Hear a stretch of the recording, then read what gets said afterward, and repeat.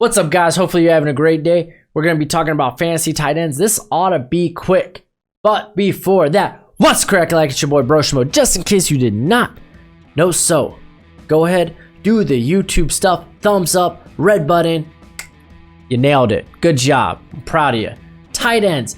Let's go ahead. Let's start with week 1, Thursday night. We're talking the Packers versus the Bears. Yes, if you're very desperate for a tight end, Jimmy Graham is the most viable option here. Didn't really play that well with Aaron Rodgers last year, but we are in a new offense that might benefit Jimmy Graham. But Trey Burton, he's right now a question mark. Doesn't know if he's going to play this week. But Adam, Shaheen?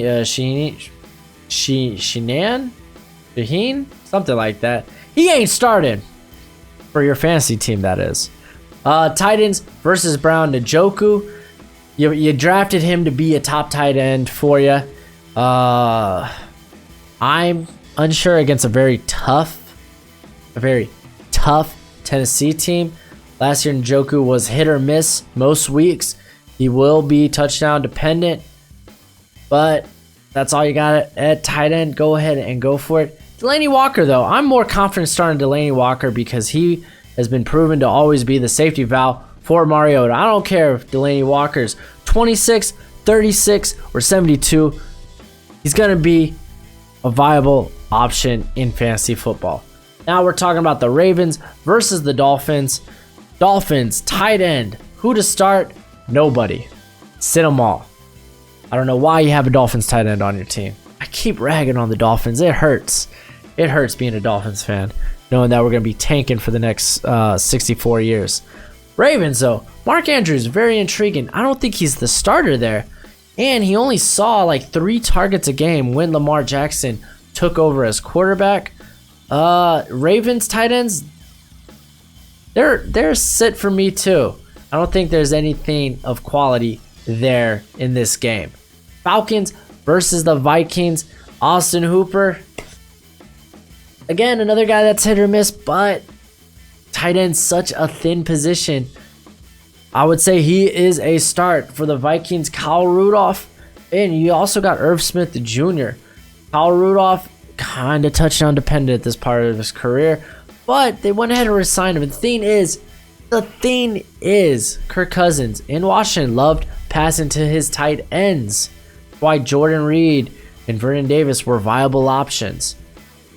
Until I see it, I won't believe it. I think Rudolph and Irv Smith Jr. are sits for me.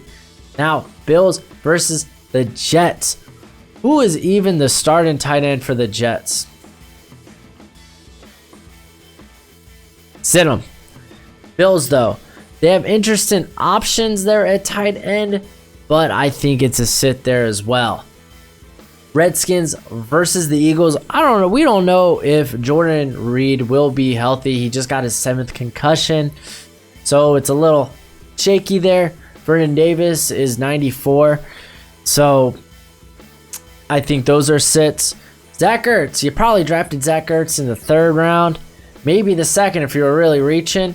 So he's got to be a start for you. You drafted him to be essentially a wide receiver 2.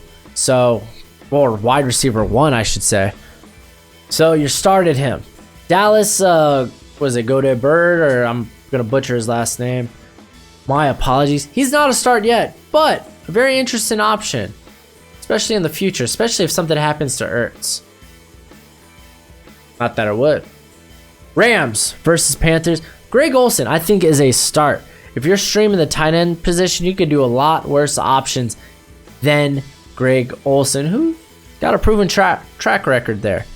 As for the Rams, they kind of go with the 2 tight end-esque set, or they rotate between was it Higbee and Everett? Oh man, but my boy Gerald, I should say. They kind of rotate. I don't think either of them are starting caliber tight ends. So they're both Everett. I got it. I knew it. I think they're both sits for me, though.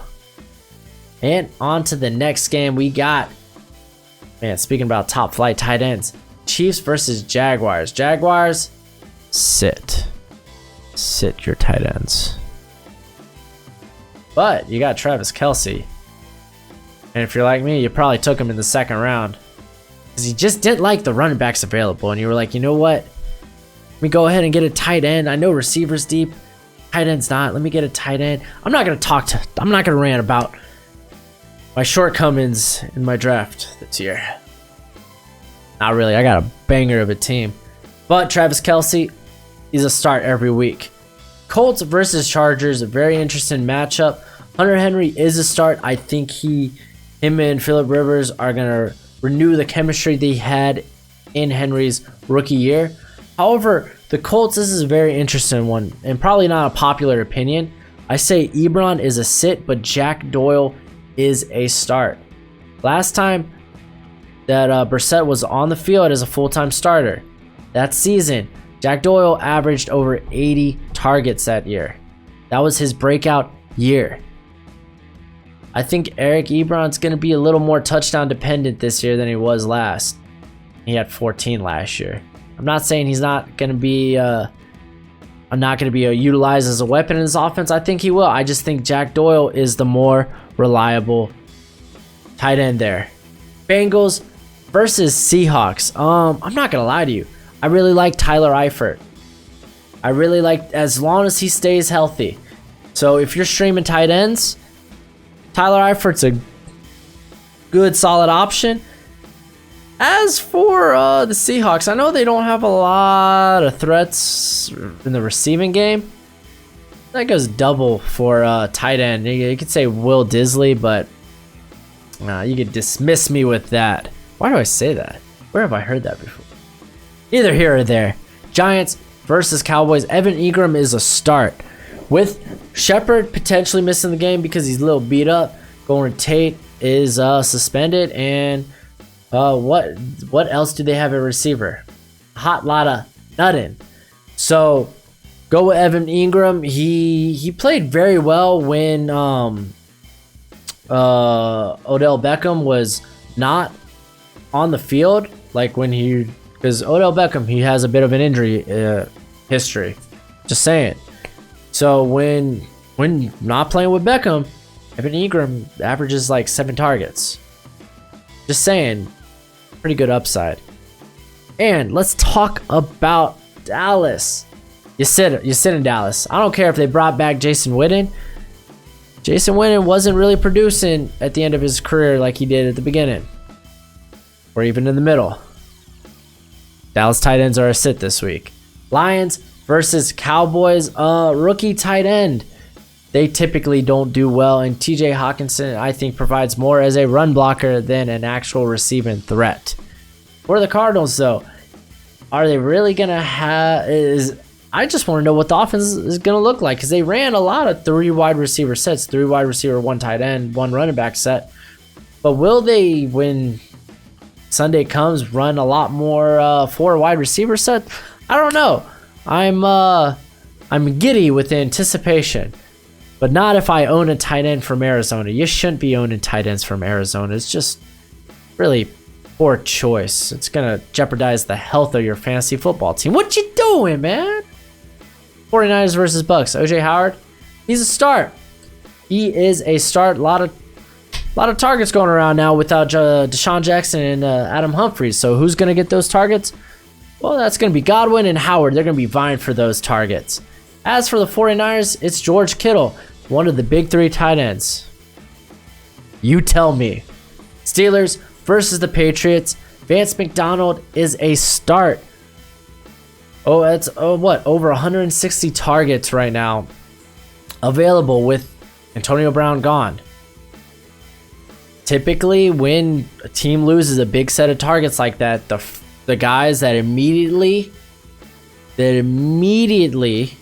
get those targets are either the running backs, so James Conner, or Samuels. But Vance McDonald, who had a career high in targets last year, I'm just saying, it's interesting. Patriots, they don't have a starter at tight end. Take Gronk? Ah, man. R.I.P. Gronk. You'll live in here. Now we're talking the Texans versus the Saints. Jared Cook. I'm not sure that his age, what is he, like 30, right? Yeah, I don't think his age 30 season being his breakout year kind of gives me any sort of confidence. But you know what? It is what it is. Let's do it. Jared Cook, I want to start you this week. Can't say that about whoever's playing tight end for the Texans. That's not important. Let's go ahead and get to the last game, being the Broncos versus the Raiders. The Broncos, who have kind of a bevy of tight ends there, being Noah Fant and our boy Jeff. I think Jake Butt hurt himself, unfortunately. Guy's been very injury prone. So don't really know what's going to go on in that offense right now, outside of that they're probably going to run a lot. So no one's a start there. So, I've been kind of struggling with this. Not that I think that our boy Waller there for the Raiders is going to be necessarily a start every week, because he only had 6 receptions last year. But if he's going to be taking the production from Jared Cook, that's not bad, especially with tight end being such a thin position. But then I remember, I know exactly where those targets are going to go. Antonio Brown's on the team. So, yeah, Darren Waller, you're a sit. That's it for the video. Hopefully this was informative, and now you know the struggle that is the tight end position. But until next time, you be easy, my friends. Later.